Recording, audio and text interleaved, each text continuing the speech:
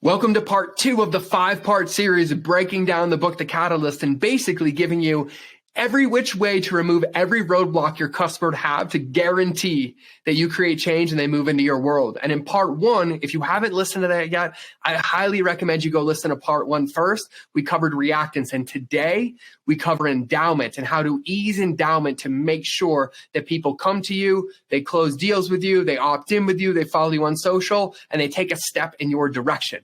So the intro is not going to do it any justice, so I'm going to stop bumping my gums and let's cue the intro.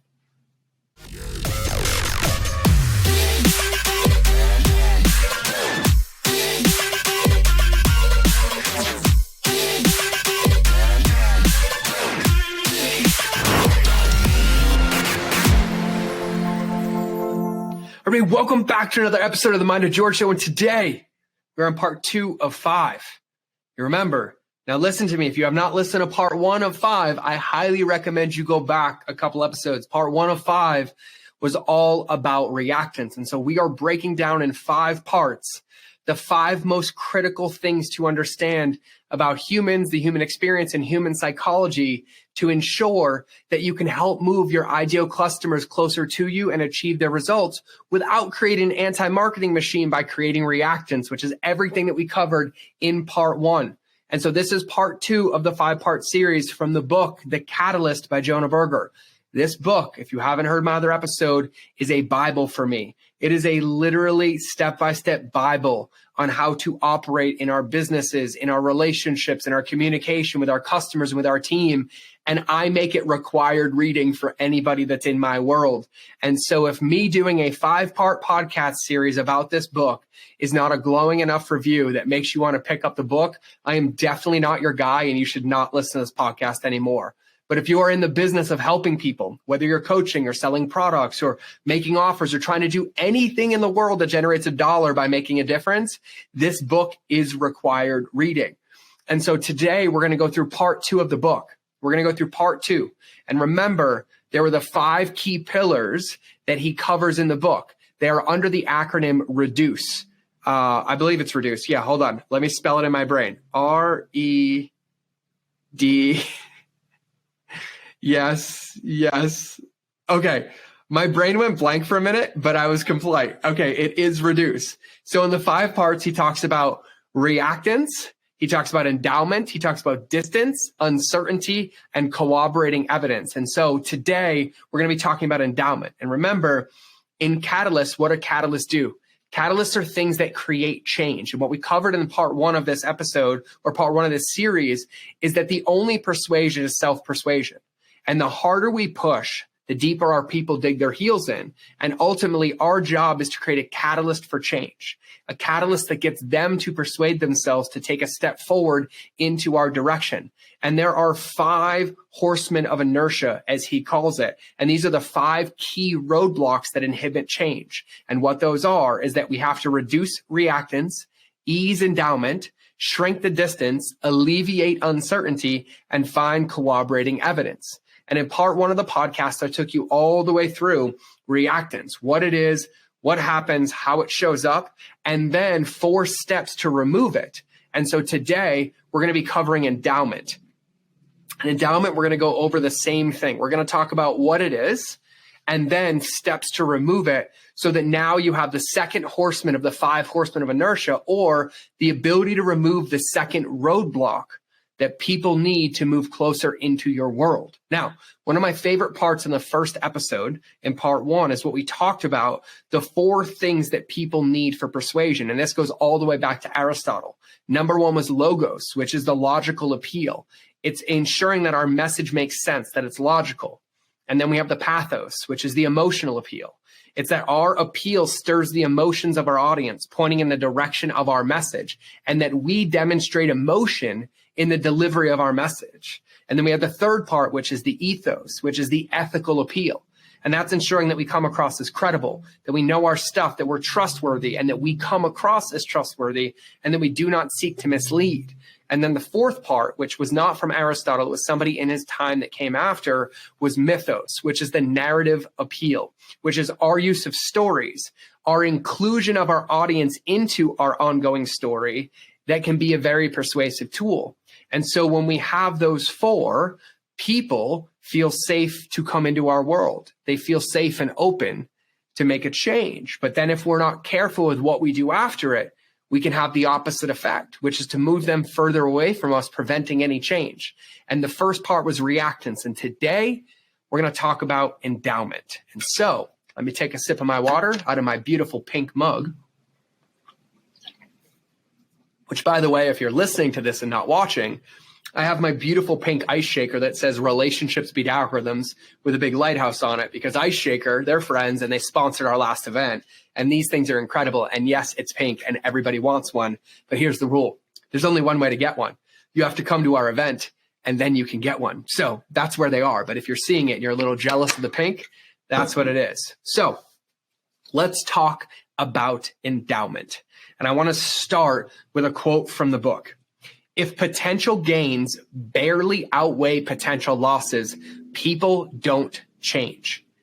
In order for people to change, advantages have to be at least 2.6 better or larger than their current situation, which means if somebody is doing something in their life, let's say they're generating revenue and they are working towards it and they're doing it a certain way, in order to convince them or them to convince themselves to stop what they're currently doing, it would require showing a 2.6% or 2.6x potential increase in what's there in order for them to even be open to change, right?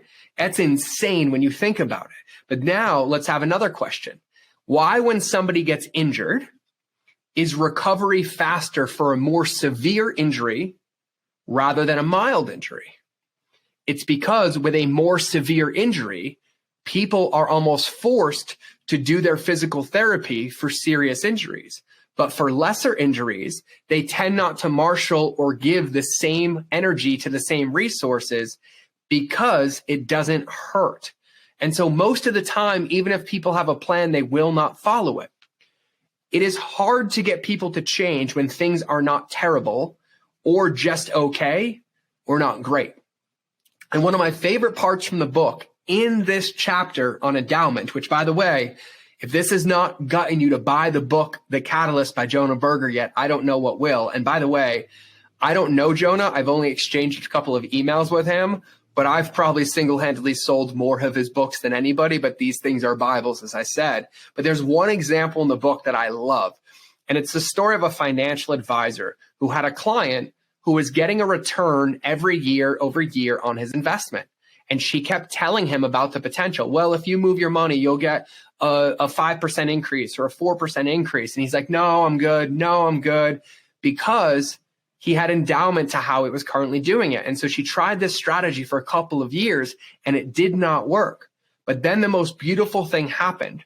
Instead of telling him what he can gain, she started to tell him the potential loss. And so she knew that if he had moved his portfolio into that fund, she had the historical data for 12 months to show. And she showed him that if you had moved your money when I told you to move it, you would have made X amount of dollars. But she didn't say that. She said, hey, John, I just want you to know over the last 12 months, you've lost $110,000. And he about shit his pants. It's like, what? And she's like, yeah, that's what you lost out on because we didn't move your money. And so what she was able to do is she was able to demonstrate the cost of inaction rather than the potential cost of gain. And so we have to understand that catalyzing change isn't just about making people more comfortable with new things. It's about helping them let go of old things. And so as the old saying goes, if it ain't broke, don't fix it. People are wedded to what they are already doing. And unless what they're doing is completely terrible, then they don't want to switch. And so to ease endowment or people's attachment to the status quo, catalysts highlight how an action isn't as costless as it seems. Translated to, catalysts help demonstrate the actual cost of inaction to collapse the cognitive dissonance that people think, oh, it's okay if I just stay the same. And what's beautiful about understanding this, and it's really important to see, is that we have to understand humans. We have to understand psychology. We have to understand our brains. And it turns out that once we have something, like once we own something, once we're in something, once we're in a habit, or once we're endowed with it, we start to become attached to it. And consequently, the more attached we become, the more we value it. And our level of ownership even increases the perceived value of the beliefs and ideas. Because when something is ours, we value it more. And so let's give some examples. Let's talk about home ownership. And this is an example that's used in the book. The longer people do or own something, the more they value it. The longer homeowners have lived in a home, for example, the higher the value, tongue twister. The longer that somebody has owned the home, the more value they hold it, or the higher they value it over the market price. The more they become attached to it, the harder it becomes for them to give it up. And I actually fell victim to this because I lived in a home that we built and we renovated and we customized, and we didn't customize it for the market, we customized for itself. But I will never forget when the realtors came, the appraisers came, I had a number in my head and I was like, oh, it's worth that, it's worth that, it's worth that. And the truth was it was worth $100,000 less than that. And that's happened to me quite a few times. I remember when I was selling my really expensive car that I didn't need anymore. And I paid an exorbitant amount of money for this car.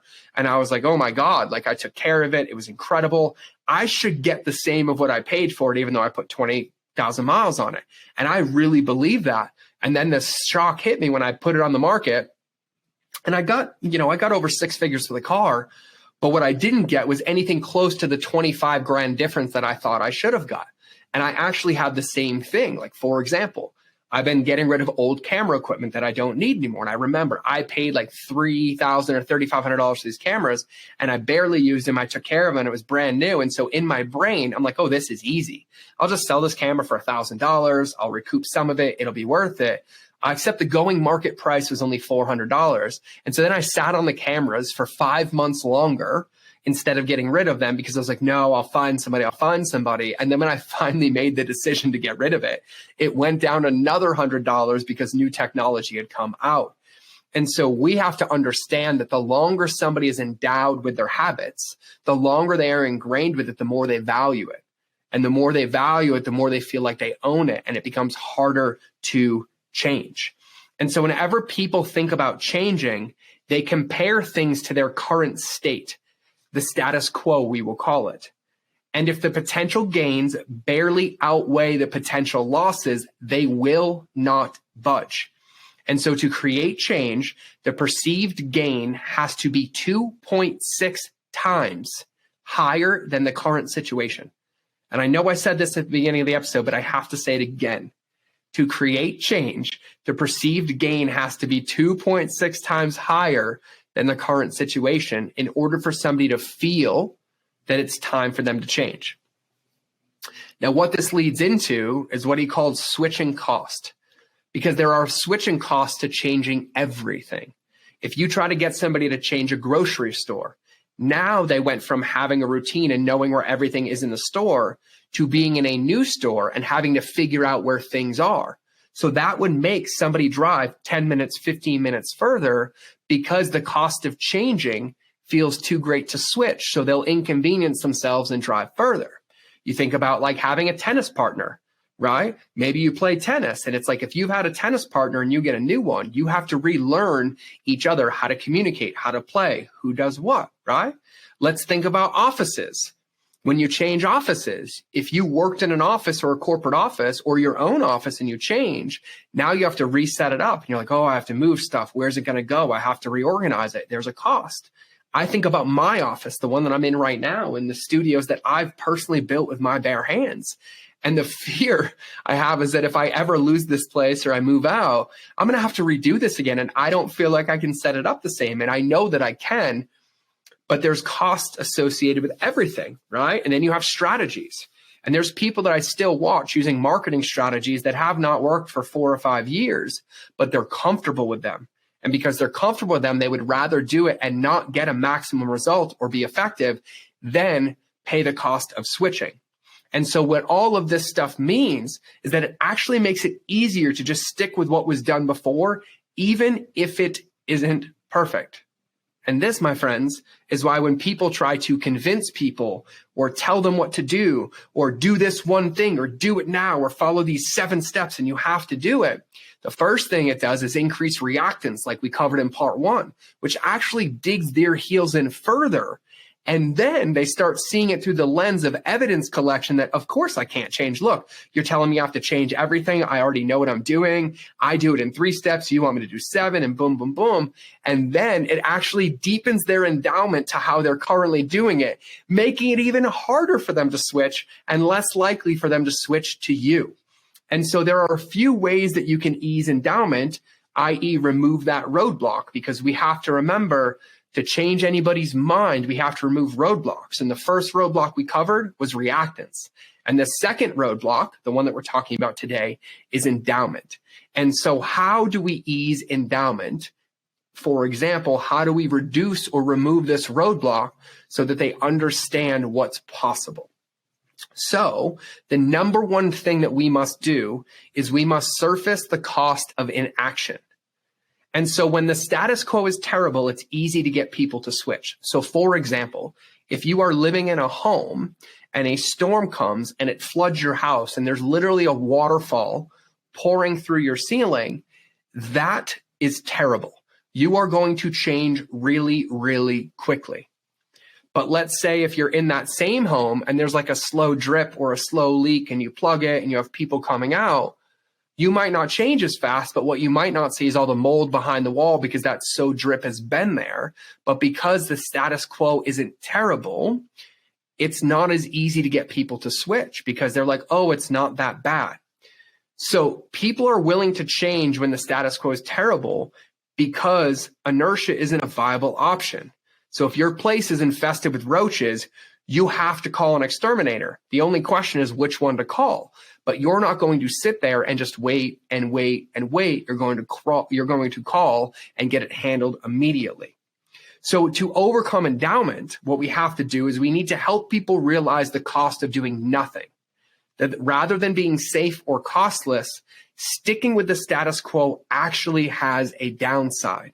And this is the number one tilt for endowment. And so we'll use that financial advisor as an example. The gentleman, I just called him John, was not open to moving and moving and moving. And then for the next 12 months, as she was managing his portfolio, she actually told him, hey, John, you lost 110 grand. And I don't remember the number for the book. Don't quote me. And he was shocked. And he's like, no, I didn't. And she's like, yes, you did. Because if you changed 12 months ago, you would have made that money. And so one of the things that I like to help people do is I like to help them realize the cost of not implementing a customer journey. Because people are convinced, oh, I'll build a customer journey when I have more customers. But they don't realize that for every 10 customers coming in, 8 of them are leaving due to their lack of journey, and they haven't realized the potential loss, the revenue loss, or the marketing loss and the anti-marketing machine that's being created with their company because people aren't using their product. And so there's a lot of times with companies that I have to highlight, like, hey, what you're not realizing is that every day you don't do this, you're feeding a machine that's broken, and it's actually costing you a massive amount of money out the back end. And luckily, I've been doing this long enough that I can statistically show them with data and numbers. And when I do that, they change quick. And so the number one way to remove endowment or to ease endowment is to be able to surface or bring to the surface the actual cost of doing nothing, which then leads to the second part. And remember how we talked about switching cost. Well, one of the reasons that people won't change is because there's a cost of switching. And this is where customer journey comes in so much. Part number 2 about easing endowment is to have a plan. So you have to eliminate the switching cost by having a clear plan and a customer journey that maps out exactly where they're going to go and how easy it's going to be. This is why I harp on it so heavily. And so what I constantly ask myself and my customers and my students is, what are you doing to ease the cost of switching? And so what does that mean? Well, the more that somebody has to think for themselves or do on their own, the less likely they are to change. But if I ask you what are your fears about changing? Like, well, I don't know how to do that. And I'm like, oh, we mapped it out already. And like, well, I don't know how to do that. I'm like, oh, we designed it for you already. Or, yeah, but how am I supposed to remember this? I'm like, oh, we made a checklist for you. And all we're doing, and you hear me talk about this with pre-handling objections, is we're making sure that if switching cost is a pain point, that we have a solution that mitigates it to ease the endowment, to allow somebody to be more open to moving forward and actually changing. And so that's step 2. And step 3 of easing endowment is to burn the ships.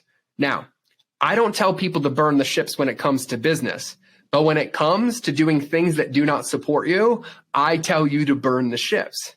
And so rather than thinking about whether a given new thing is better than the old one, by helping to take inaction off the table, burning the ships encourages people to set aside the old and instead think about which new thing is worth pursuing. And here's how you do that. When you surface the cost of an action, when you can show somebody how much it's costing them by not changing, they are ready to burn the ships. But in order to commit, they need to have a plan which you've laid out or a path that they must follow. And then I don't like to compare old versus new. I want to take old off the table. And so my version of burning the ships is that instead of saying, hey, you can keep doing it your way or you can do it this one new way, what I like to say is your old way will never work. But here are 2 new ways, 1 and 2. And so by presenting 2 new paths for them or 2 new offers for them or 2 new directions for them in their brain, it typically eliminates the old one. And so they are no longer comparing old to new. They are comparing new to new and figuring out which path forward is going to be best for them. And so those are the 3 steps to eliminate endowment.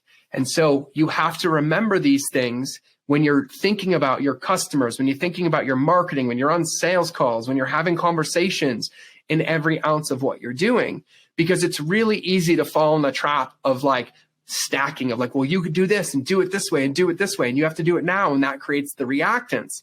But remember in the beginning of the first episode, I said, what you have to think about is who is the person and then where are they? And then when you can empathize with what their current patterns are and their current beliefs are, you are aware of what they're comparing the new with, and you can start to ease that endowment to move them forward. And so number 1, you get to surface the cost of inaction. You get to show them what it's actually tangibly or measurably costing them by not changing. And when that is clear, and they're like, okay, I'm ready, you ease it even more by having a plan. You eliminate switching costs. You give confidence and clarity that this new way is actually going to be easier. And most of the objections and the roadblocks have been removed. And when those 2 things have been done, then it's time to burn the ships. But people might still be holding on just a little bit. And so if you give them one option and they're like, yeah, but you know what? I hear you and I got it, but it's still a little bit easier. They're going to be comparing old versus new. And I don't want them to think about old because I know old is costing them and hurting them and not helping them. But both versions of new will. So instead of old versus new, I give them new versus new, which allows them to choose which path forward is best, but not allowing them to fall back and staying where they are. And so part 2 of reduce, number 1 was reaction, which the R is reaction, and E is about easing endowment. And so when we ease endowment, what we're basically doing is we're loosening up the roots for people's current behaviors and beliefs so that when it's time and they're ready to go, they can transplant themselves from one pot to another without those roots like pulling them back and convincing them not to go. And this is another reason why customer journeys are so powerful. I've found that one of the greatest ways to ease endowment is through time and touch points. And so sometimes this happens in a day, in a conversation, in a minute, in an hour, or sometimes it happens over months, which is why customer journeys are so powerful and why I teach them to you. And I'm like, hello, reach out if I can help you. You're going to want one. You're going to need one to be effective, because once you start to understand why people aren't buying, people aren't committing, people aren't sticking, and they're not changing, which is what I'm teaching you in this 5-part series, then you'll understand the importance of a customer journey so that when they're in these phases or these roadblocks exist, that your world is designed to remove them already. And so that, my friends, is what we have for part 2 of the reason that people don't change from the book, The Catalyst by Jonah Berger. And so if you have not gotten the book yet, I highly recommend you get the book. And as you listen to these episodes over the next coming time, I want you to be reading along in the book so that you can utilize them and put them into practice. So part 1 was about reactance. If you have not listened to that yet, go back and listen to it. Part 2 today, this one is about endowment. This one is about endowment, okay? And part 3 coming up is going to be about distance and collapsing the distance that someone must travel to create change, which is one of my favorite chapters of the book.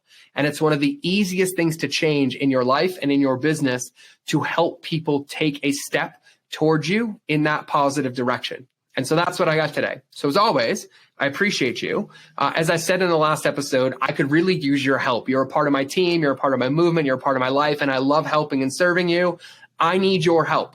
I need more reviews on this podcast so more people find it and more guests want to come on and share their expertise with you. And then I would love it if you sent this to a friend, you told them about it, you tell them why it's a good listen to help me spread the good word, because I can't do this alone and I can keep doing it with you as long as you help. And so I feel like I've given you enough value in 280 something episodes to earn that share and that ask. And so I ask that you please do that because it makes a difference for me, it makes a difference for my team, it makes a difference for you, and it makes a difference to the people that you are sharing it with. So as always, I am excited to be here. I am so glad that we got to record this today, and I'm excited to share the next parts with you. So remember that relationships will always beat algorithms. And until next time, I will either see you. I'll either see you on the next podcast or you will hear me in your earballs. But either way, I think I need to stop recording today because I'm getting a little tongue twisted. Have a beautiful day. I appreciate you. I love you. And I can't wait to hear from you. Here comes the outro.